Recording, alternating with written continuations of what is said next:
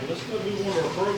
That way we get excited about this and get a chance to get some snacks and goodies afterwards. All right, we have three speakers here today, and thank you, Cheryl, for sending me a little bio. Thank you for all. I love you. But I know most of you all, of course, have heard about the actual Creative Women of Fisher Hill, the Forgotten Women of Fisher Hill. We actually had one of our ghost stops with the three ladies. They're a ghost tour this year. And there's been a couple programs, but I'm glad you're all here to see the program again here today. So just real quickly, there was 4 researchers involved with the program. One of them here today is Cheryl Line. She's retired from designing and making products for museums with a lifetime family connection to Fisher's Hill. She lives in Dayton, where she owns historic Silver Lake Mill and is actively involved with Rockingham County history. And I can say Shamrock County history too, sure. And then there's our own Hope Brim here, veteran public educator with an interest in Strasburg's history. She currently serves as the board secretary for the Strasburg Museum and is co-chair of the Ladies Horticultural Luncheon in conjunction with the Apple Blossom Festival. She lives in the historic home in Strasburg. Hope, thanks for being here also, help setting this up. And then we have Neil Thorne. Okay, he's the one that's handling all the technology here. He's a professional statistician and analyst and is a Shenandoah Valley native with a passion for research and history. He's an active member of the Strasburg Museum and lives at Fisher's Hill in a restored federal home. And then also I need to mention Gloria Stickley, of course, who was passed and played an important role, obviously, with this group, museum, and just the history of Strasburg. But she's also was involved in the research for this project. Of course, Gloria was an early and enthusiastic project member while serving as president of the Strasburg Museum. She was author of Strasburg, Virginia, Our History of Postcards, co-author of Reflections, Early Schools of Shenandoah County, was co-author with Reverend William Hall II of the recently published book, Legacy, A History of St. Paul Lutheran Church, Strasburg, Virginia, where we are right now, 1700s to 2000. Of course, Gloria passed away in September of 2021. So, we're looking forward to it. Neil, I'll turn it over to you. All right. Leave the other light here. Thanks.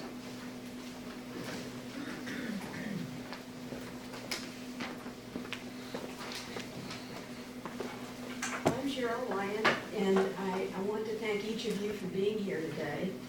We appreciate the fact that you're interested in this subject that has fascinated the three of us for 4 years now, and it's very nice to know. This is a story of 3 women, 2 artists and 1 writer, who defied the odds of success for women in the 1880s.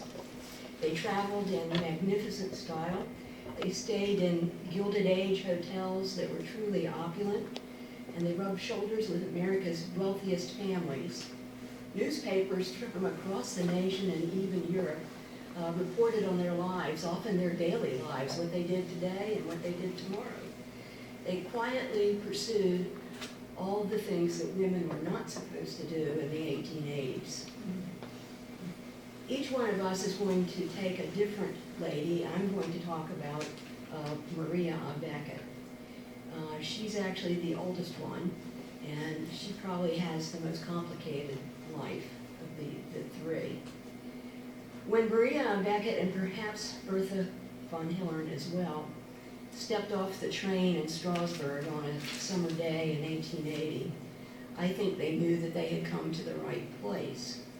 On the outskirts of town, the terrain was rugged, the trees were tall, and there were lots of large oak trees. Maria's training in France had taught her to love the Barbizon style of art that sought out nature and generally pursued realism. Maria had spent almost 40 years coming to this point. Sadly, we have not been able to locate a photograph of Maria. She was called a brilliant conversationalist by many. In fact, one journalist wrote, and I quote, "She is a little woman with a face that shows the sentiment of triumph through trial, the result of hard work, hard thinking, hard blows from fate, and a perfect understanding of the way to meet and bear them." That writer went on to say that she was perfectly unconventional in her dress and manners, both of which she governed by taste and not by fashion. Maria was born in 1839 in Portland, Maine. She was the daughter of Charles Beckett, who was a popular and very successful apothecary, what we would call a pharmacist today. He had become a part-time landscape painter, and he's highly respected even today. His paintings are in many of the New England museums. And he encouraged Maria's very obvious inherited talent of art.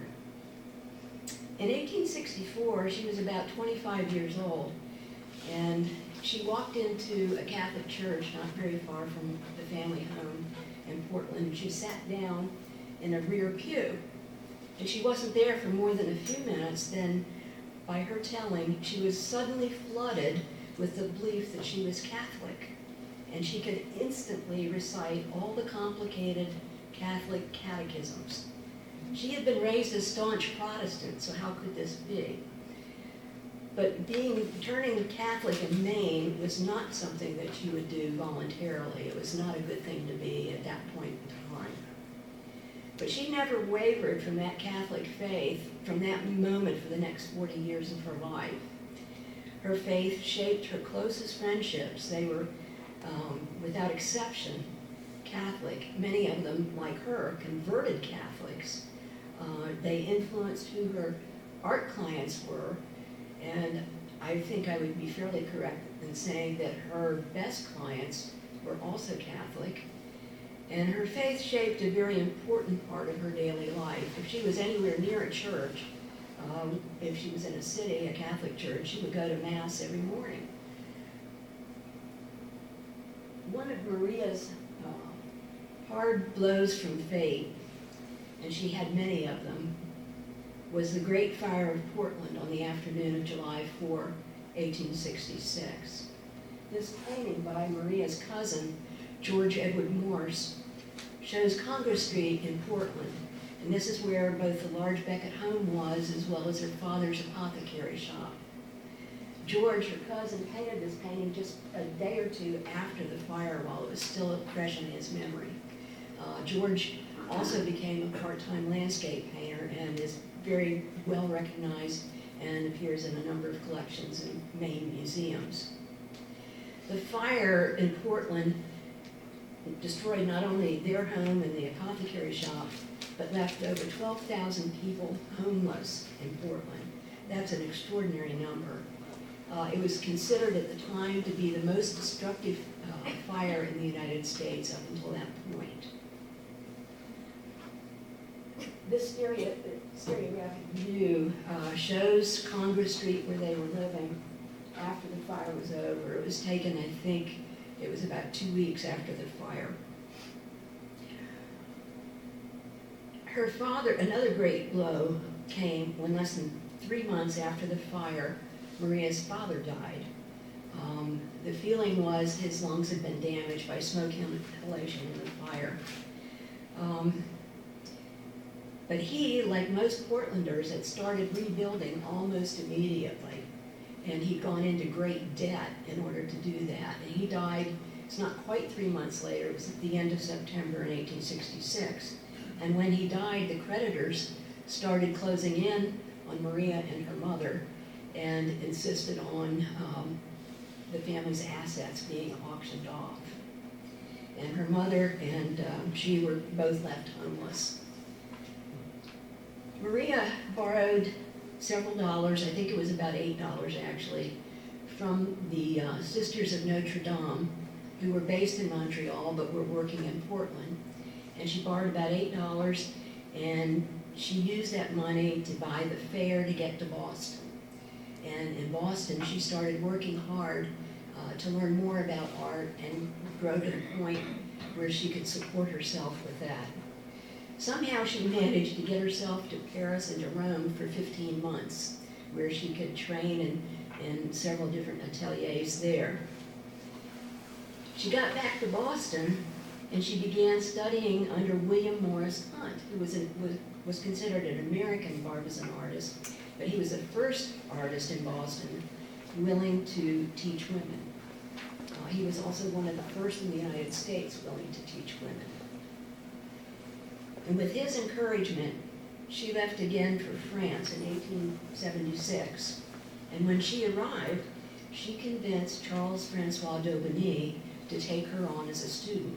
And by her telling of it, Charles Francois d'Aubigny had never taken on a formal student before. And in fact, in a sense, he wasn't having a teacher-student relationship with her. He was just sort of more gently mentoring her. But this period of her life turned out to be probably the single most pivotal event, along with her Catholic conversion. He was a leader in the Barbizon movement in France, and he served as her mentor, and she reflected his influence throughout her art life. She lived, interestingly, with his family, and she went out every day on his boat on the River Oise. It was the little boat was affectionately known as the Bottin. And Mr. d'Aubigny would just go down the river, and Maria was with him, and they would decide what were good spots to paint, and they would stop and pull in and decide, what angle and how much lighting to give it, and just exactly what to do.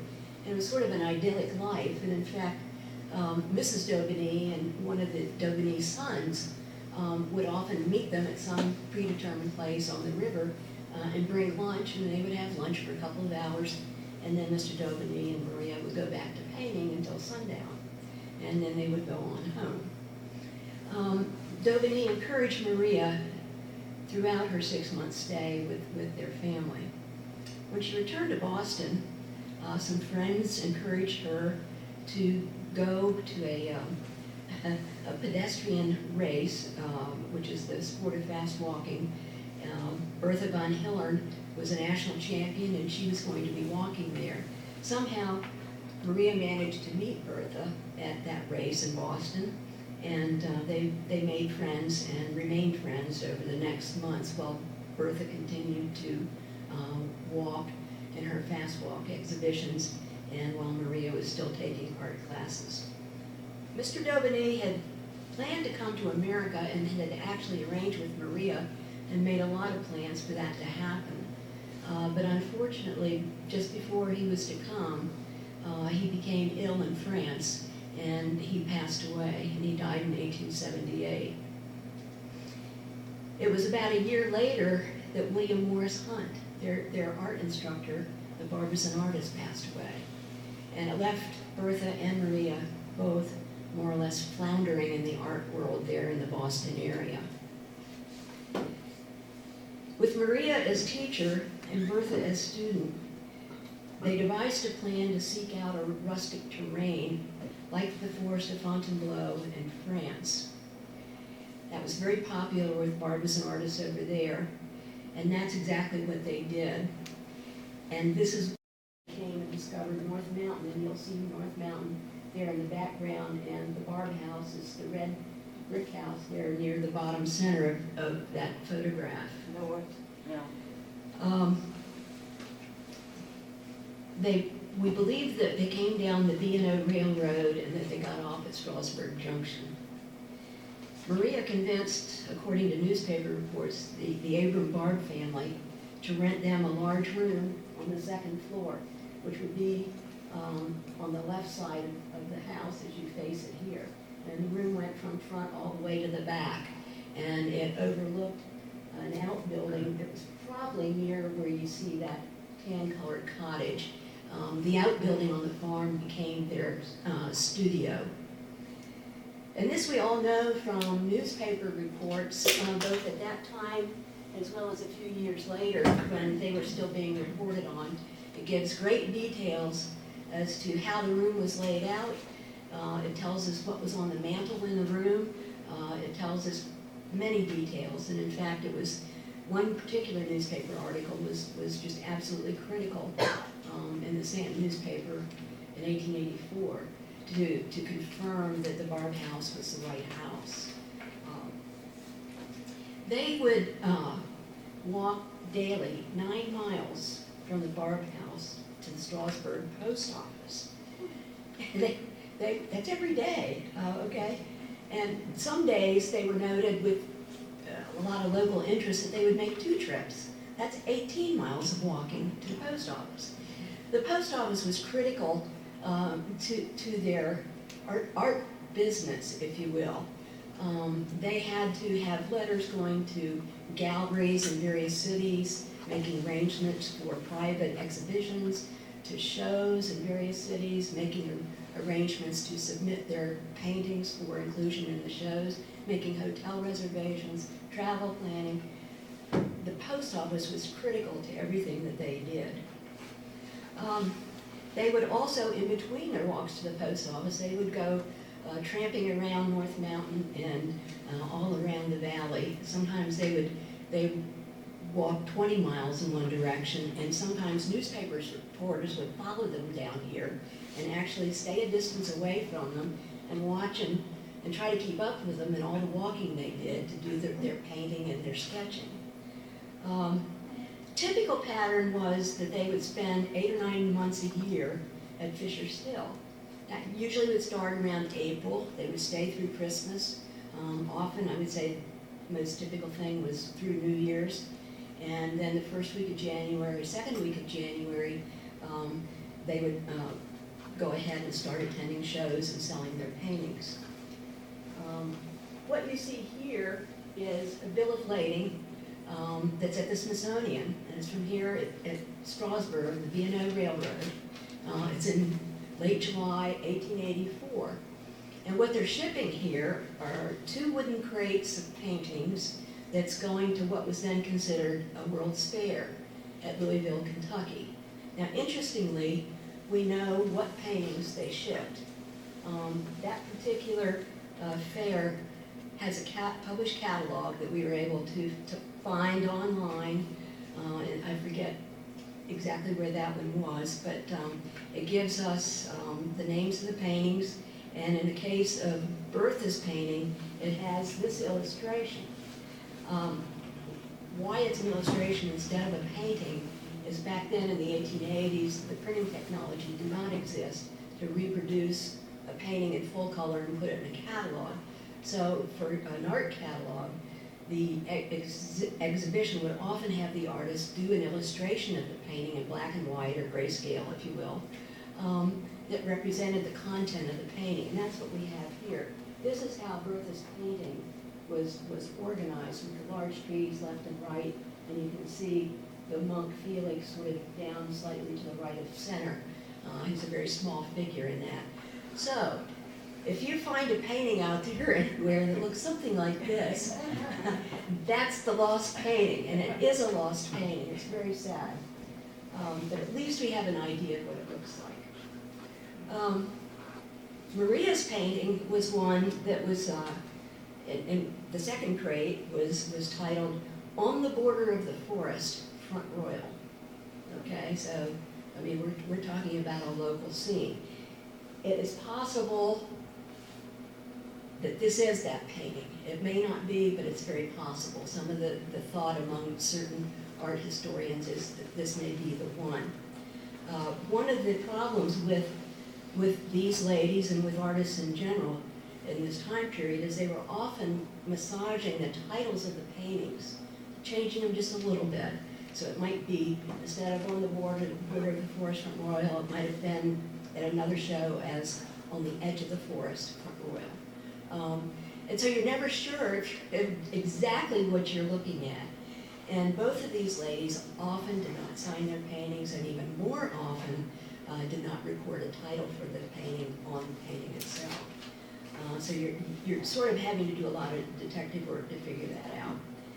But they we're pleased at least that we know this much, and we hope that this maybe is the painting, and it's a lovely, lovely piece. After spending 8 or 9 months at Fisher's Hill, they would have already shipped their paintings for the shows up the East Coast, and they would hop on the B&O, and they would head on up to Boston, which is the arrow way up in the upper right. And they'd start out in Boston. They would often do a private showing in a privately owned gallery. Sometimes they even had an exhibition going on concurrently where they had paintings appearing there among several hundred paintings from other artists. When they would finish in Boston after 2 or 3 weeks, they would start moving on down to B&O, and you'd see them in New York City at shows. You would see them in Philadelphia, Baltimore, Washington. Those were certainly the most important shows and the ones you would see them attending each year personally. There were a lot of secondary cities too. I would say usually they didn't actually go there. They would ship the paintings on ahead, and the operator of the exhibition would take care of hanging them and that sort of thing. And those cities often included Cincinnati, Louisville, Chicago, Denver, Atlanta, and Portland, Maine. And a few weeks ago I ran into one, it was the first time ever in California. Bertha had one, I think it was in Santa Barbara at a show. It was just a single painting, and that was pretty unusual to be that distant. This pattern of 8 or 9 months at Fisher's Hill and 3 or 4 months in other cities, in the urban areas, continued until 1887. And in early 1887, Maria decided it was time for her to move to New York City. She was nearing 50 years old, and the very rugged life at Fisher's Hill was not easy for her. In later years, she talked about it, and she said that having to build these wood crates, get a painting into a wood crate and secure it so it would not be damaged in transit, get that crate up onto a wagon, get the wagon down the road to Strasburg, get it off the wagon at the train station, and then you had to reverse this process for any paintings that didn't sell. They would come back in the crates and you'd have to go pick it up, you know, the whole routine. It was, for a 50-year-old woman, it was hard work. Bertha, in her early 30s, she was almost 20 years younger, was better able to cope with those difficulties. And Maria moved to, when she moved to New York City, she moved to a place called the Sherwood Building. This was an extraordinary place just for artists. It was a multi-story building. It was probably around 7 to 10 stories tall, had an elevator. We're talking about 1887, remember that? There was a restaurant on the first floor, okay? And resident artists in that building could take 1, 2, or all 3 meals there if they wanted to. They could just bring clients there and have a nice dinner if they wanted to. There were apartments in this building for the artists, living quarters. There was studio space where they could be messy and do all their painting and sling their paints and tools and canvases around. And there was also a small exhibition space included that was nicely done, and they could put their finished, completed paintings on easels and invite their clients in to see their finished work, and of course hopefully purchase them. The old adage of location, location, location applied to the Sherwood Building. It was just doors away from massive mansions owned by people like the Vanderbilts and many others who were equally famous and wealthy. Using the Sherwood as her home base, Maria would spend her winters at the Ponce de Leon Hotel in St. Augustine, Florida. In the rear of this building was a wing that was just for artists. There were, I think it was 7 studios, large studios back there. And they were known for holding Friday evening receptions and soirees by the artists. Maria was one of the most popular by far. They considered her a tremendous entertainer and conversationalist. And she was certainly one of the delights to go visit on those Friday evenings. The hotel was built and owned by Henry Flagler, who was one of Maria's clients. And if you think you recognize his name, you probably do. He was one of the founders and owners of Standard Oil. And he also was quite the visionary, not only in building the Ponce de Leon, but he also was the one that built the, the Trans-Florida Railroad, but it went from mainland Florida, across the water all the way to Key West. So he's quite a guy. Maria spent her summers in Bar Harbor, Maine, where she could paint daily in a large studio and sell her work to all the famous families who summered there. Maria's greatest achievement probably came in 1893 when her painting entitled The Storm was shown at the Columbian Exposition. That was probably the first exhibition that we would think of as a true World's Fair based on what we've grown up with as World's Fairs. She considered it her very best painting ever, and she said many times she would never ever sell it. Unfortunately, that painting is lost. We came very close in looking at, we looked at 160 books of pictures and text about the Columbian Exposition, and this picture gets us the closest to where her painting was. This is inside the rotunda of the Woman's Building at the Columbian Exposition, and her painting was hung prominently in the rotunda at the first level that you're seeing across there, only it was off to the left, off the screen about 20 feet. And if it had just been a little more to the left, we would know what the painting looked like, at least in black and white. But such a picture does not exist. When she died in 1904, at the age of 65, there were 350 paintings that were unframed. They were canvases that she had painted. They were probably rolled up. She had planned to sell them and to use the money to support struggling young artists. And unfortunately, she died before she had the opportunity to sell them. We finally learned 2 weeks ago where she's buried. We had always assumed that she had an adequate marker on her grave, and we decided we better pursue that, and so we worked on it, I think, for well over a year, trying to come up with that. And she was buried in Calvary Cemetery in Queens, New York. It's a Catholic cemetery. Her grave is unmarked. Her brother John is buried in the same spot where she is, and there's a tiny 6 to 8 inch white cross you can see on the ground in that picture. That's where Maria is buried. That cross has her brother John's name on it, John Beckett, and it has the plot number. It doesn't even have his birth or death date on it. So I guess his cross is there because he was the last of the two to pass away. As sad as that is, several months later, that was in September of 1904, and on January 1, 1905, the New York Times ran a nearly full-page article with a headline going across all, I forget if they used 6 or 8 columns, but going across all the columns that say 45 great women who ended their careers in 1904. And Maria, thankfully, was one of those 45 great women that was listed and talked about very prominently in the newspaper. And we were very glad for that. I think that Neil is going to speak now about Bertha von Hillern, who has quite a different life and background from Maria's.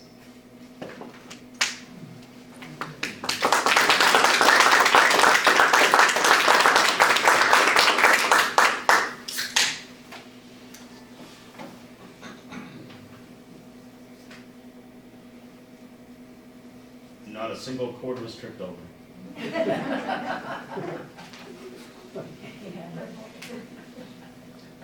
So Bertha von Hillern.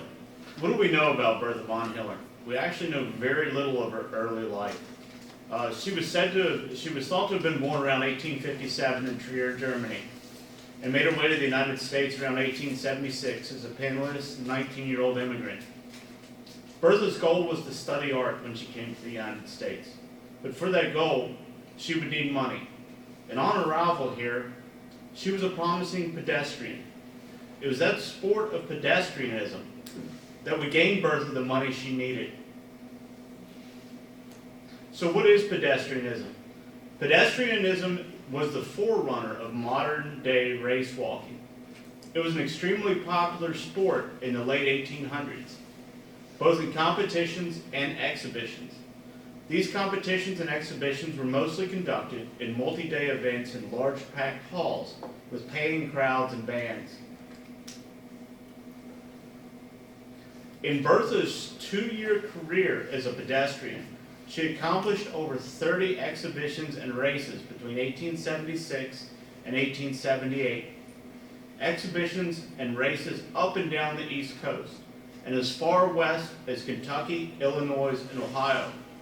The turnaround time between many of these events was mere days. These were grueling feats of athleticism and endurance. 14 of these exhibitions and races were over 100 miles. The furthest was 350 miles. Her average for these races and exhibitions was 102 miles. Bertha was an outspoken advocate for physical exercise and healthy living, especially for women. Her athleticism was studied by multiple doctors, particularly Dr. Alonzo Key, a pioneer in cardiography and blood pressure studies and equipment. It was also at one of these walking exhibitions that Bertha meets Maria Beckett. They were kindred spirits from the start. Maria was an established artist, and Bertha was working so hard toward that goal. Maria shared Bertha's interest in both exercise and healthy living. That June of 1878, having saved enough money, after 2 years of pedestrianism, Bertha retires from the sport, and Maria helps introduce Bertha to the world of art. Bertha first began her art studies under Dr. William T. Rimmer. He was a physician turned artist. He was teaching at the Boston Museum of the Fine Arts at the time. Rimmer was most famous for anatomical illustrations and sculpture, but also produced notable paintings as well. Dr. Rimmer also happened to be a friend of famous American portrait and landscape artist William Morris Hunt. Bertha's friend Maria was already a favorite student of Hunt's. So Bertha soon joined Maria in Hunt's studio, where they both established and further developed their landscape and techniques. But when Hunt died in September of 1879, Bertha and Maria were left adrift to venture on their own, to move forward and establish themselves in the world of art. It was not long after Hunt's death that Bertha and Maria discovered Fisher's Hill. They most likely discovered this place by rail, as it's on the Baltimore and Ohio Shenandoah Valley spur. Bertha and Maria felt the beauty and the light of the Shenandoah Valley was conducive to their work, as well as the peaceful solitude. They established their art studio at Fisher's Hill at the Barb Home, where they worked on their art generally 8 months out of the year. Now, even though Bertha and Maria enjoyed the peaceful solitude, they were not hermiting artists here. Both were devout Catholics, making weekly treks to the nearest Mass in Front Royal or Woodstock. That's some 12 to 15 miles on foot one way. On their return on Sundays, they acted as the community's doctors, helping the local poor who could not afford the town doctors. Bertha's knowledge of physical exercise, healthy living, coupled with her studies under Dr. Rimmer, and further combined with Maria's knowledge of apothecary, filled this community's needs. But every year, the time would come to leave the beloved studio at Fisher's Hill, to exhibit and sell their art and gain sponsors. Bertha and Maria traveled the East Coast across the country together as their art became known. This was the Gilded Age, an age of great disparity, but the wealthy were buying and commissioning art at exorbitant prices, providing quite a comfortable living for Bertha and Maria. When they traveled, they exhibited in the great cities of Baltimore, Boston, Chicago, New Orleans, New York, Philadelphia, Washington, D.C., and others. Both traveled in absolute luxury. Guests of the wealthy, invited to stay at the finest hotels to entertain the rich with their work. It must be noted, too, at this point, that Maria was considerably older than Bertha, by some 18 years. For nearly 10 of those years, Maria had kept up with Bertha. But in 1887, at the age of 49, Maria needed to slow her pace of life. Maria moved back to New York, to a more refined and gentler lifestyle. It was also about this time that 31-year-old Bertha met author and activist Emma Howard White. The 25-year-old Emma Howard White joined Bertha for a summer at the Fisher Hill studio. Emma could keep up with Bertha, but Emma was also a socialite. The two made a fateful decision to abandon the Fisher Hill studio and move closer to town. Bertha and Emma purchased land in Middletown, Virginia, only 8 miles away, in a section named New Middletown. This property was part of a failed 1890 land development scheme. It was contested land with dubious deeds, transactions, and right-of-ways. Here they built a small home and studio but were not made to feel welcome. By 1902, they had been burglarized. They were constantly chasing away lurkers in the night. These intimidations continued through 1910 when their dog was poisoned, and their home was burned in what was believed an act of arson. Bertha and Emma lost everything to the fire. Bertha lost all of her stockpile paintings, as well as her tools to create new artwork. Bertha and Emma attempted to move forward after the fire and remained in Middletown, renting and purchasing property along Main Street. But Bertha is shown as unemployed by 1920. Between 1920 and 1930, Bertha was trying to reinvent herself as a baker. However, at this point in her life, Bertha's health and finances were on a downward spiral. In 1934, at the age of 37, the once great athlete and artist, suffering from dementia, is placed into the notorious Western State Hospital in Stanton, a place at the time, and by all understanding, can be likened to hell on earth. Within 5 years, Bertha would be dead. It is unimaginable what she would have gone through in her 5 years there. To this day, we will never know, as her hospital records are permanently sealed and marked for destruction. When Bertha died in 1939, her body was placed in a cardboard box and buried in an unmarked grave on hospital grounds. And we're hoping to get a name marker put on these sites. So Hope is going to tell you now a little bit about Emma Howard White. Hope?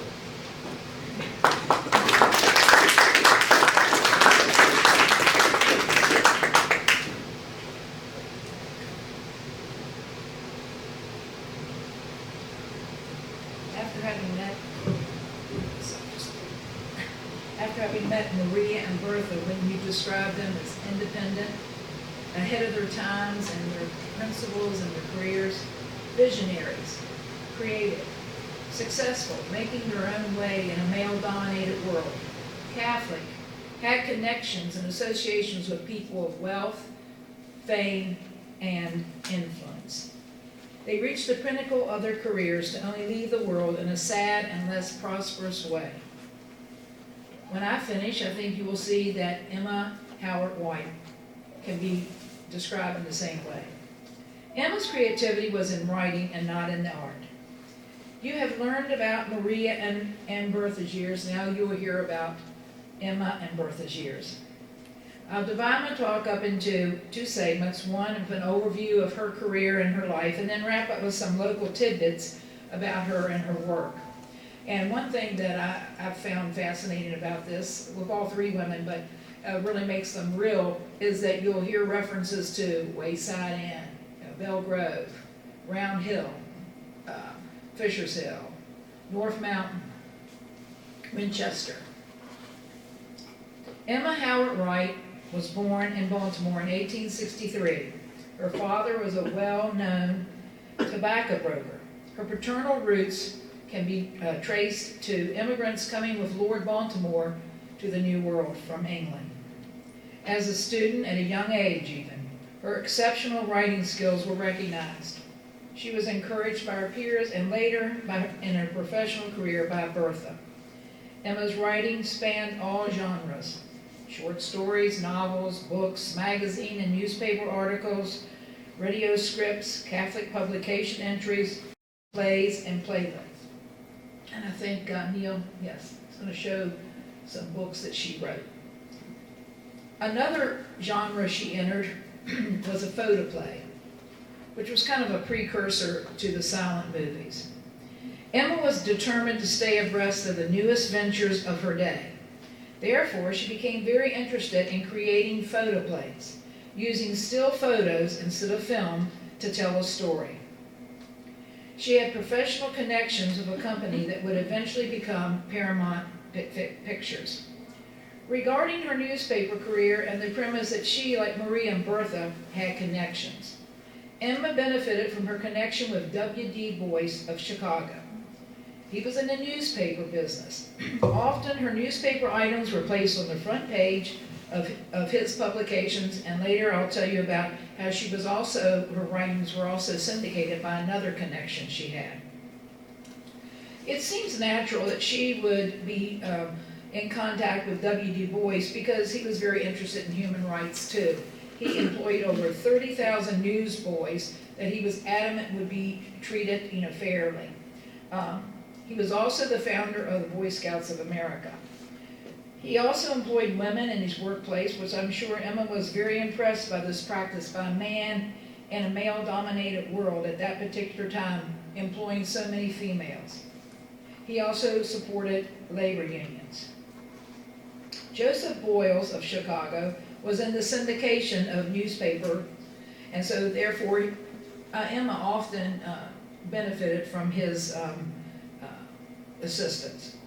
Emma was actively involved in promoting women, including African American women, and what role women could have in the changing times of the early decades of the 20th century.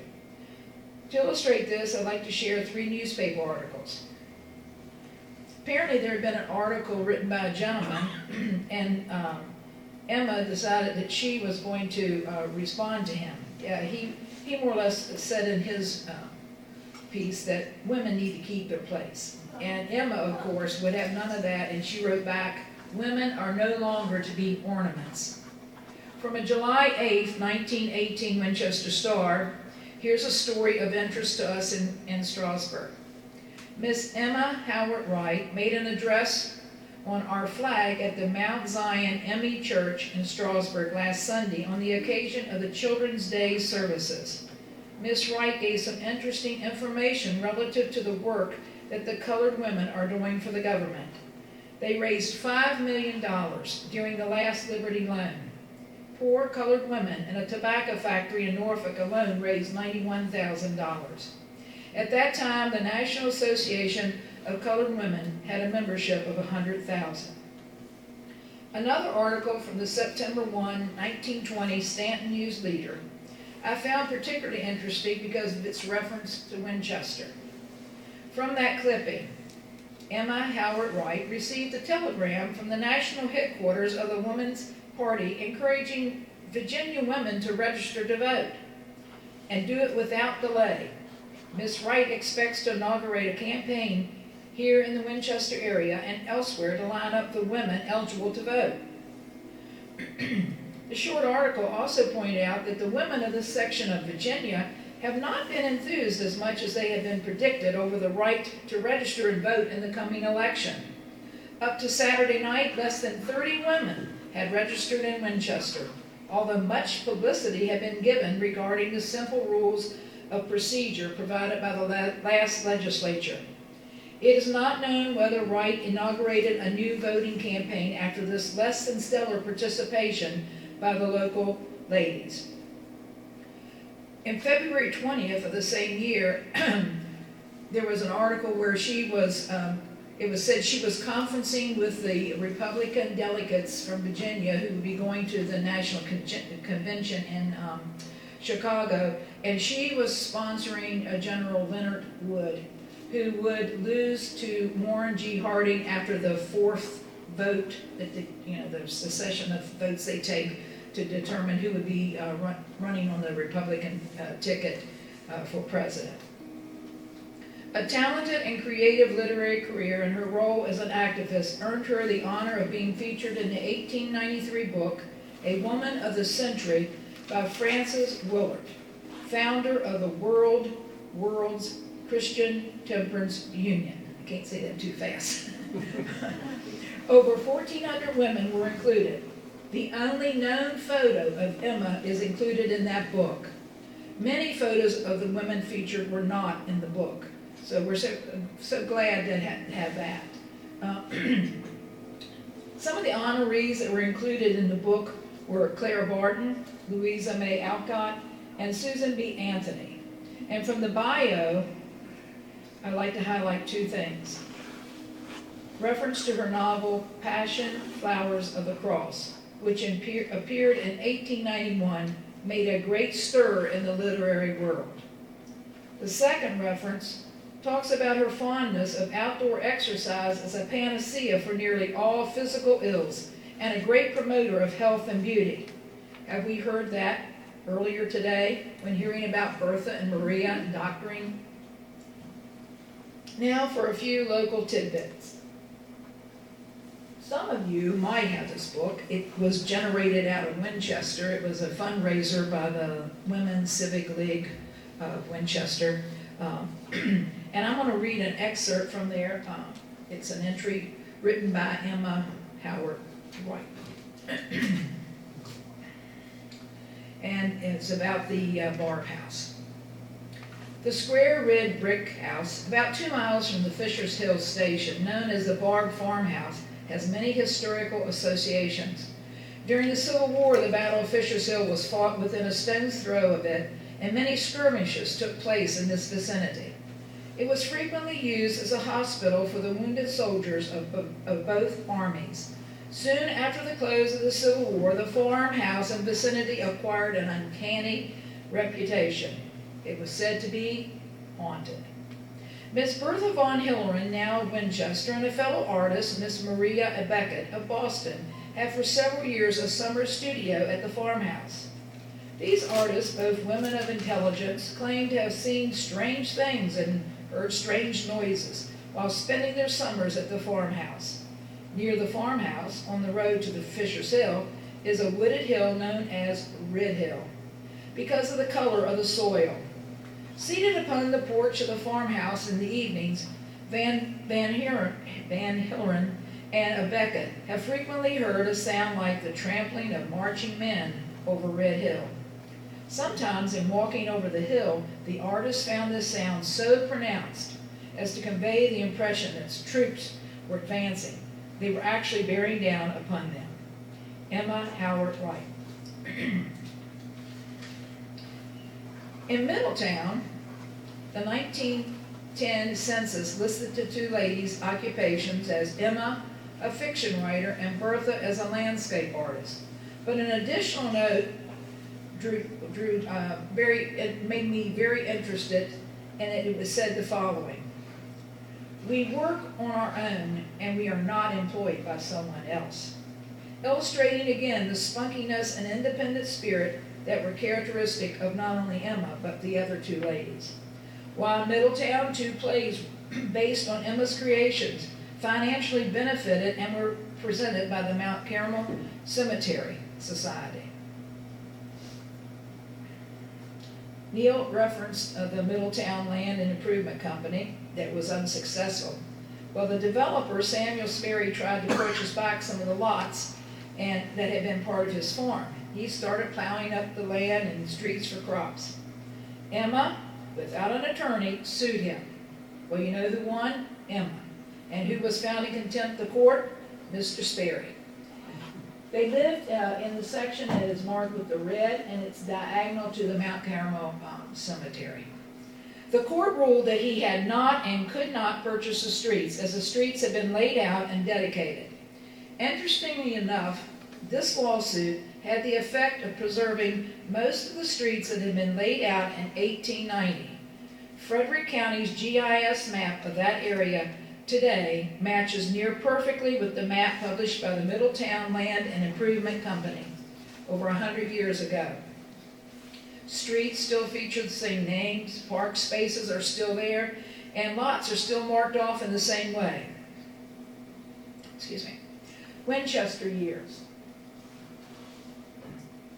Some of you may recall this building. It's the Sarah Zane Fire Hall, and the house next to it is where not Maria, Emma and Bertha lived. I don't know if any of you have been in that area recently. It's about 2 blocks up from Hanley Library. It's undergoing a major renovations, being turned into apartments. The next 2 slides show where they lived on Cameron Street.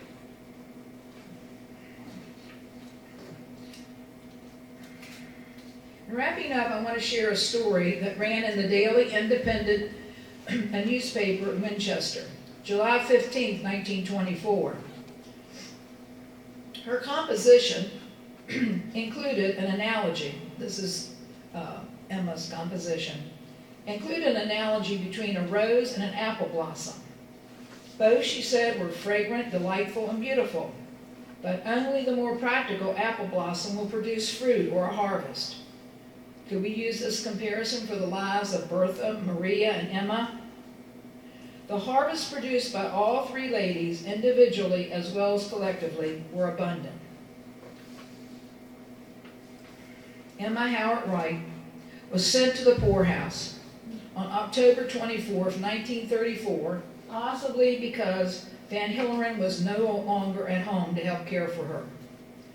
Emma had been diagnosed with uterine cancer. She died 8 months later at the Poor Farm on June 23rd, 1935. She was buried in what's called the Stranger's Lot at Mount Hebron Cemetery in Winchester. And if you see the red arrow, surprisingly, some of the graves there are marked, but Emma's grave is not marked. We hope to, at some point, as you've noticed, the graves are not marked. We hope at some point all 3 graves will be marked. We have left bookmarks here for you to take. Take for yourself, take for someone that you think would be interested. Our last mission is to locate especially more of the artwork by Bertha and Maria. Who knows? Could a painting be found in your great-grandmother's closet or on her wall, or in a local consignment shop, or an upcoming auction? We would appreciate you keeping a lookout for any of the fruits of the women's labors. The bookmark has examples of each Bertha on one side and Maria on the other side of their signatures and some of their artwork. Also, I left back there, most of you probably know where the marker is located in Fisher's Hill, but there's a little map back there. If somebody would like one, feel free to take it. And now Cheryl will finish the talk.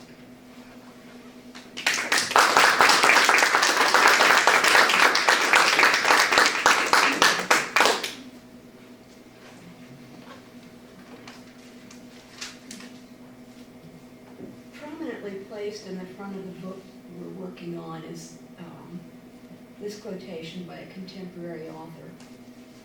Throughout history, knowledge rises and falls, ebbs and flows.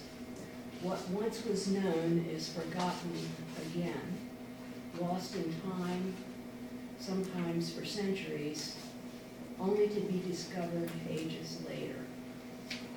That rediscovery, we think, has certainly happened here.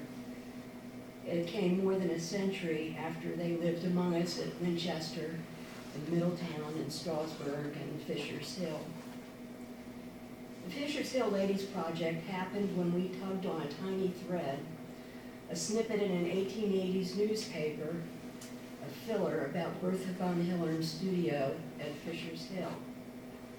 4 years later, this entire story has unraveled from that 1 or 2 sentence mention. And that research story continues yet today. We very unexpectedly fit some puzzle pieces together over the last couple of weeks as we were preparing for this weekend and the couple of gatherings we've been involved in.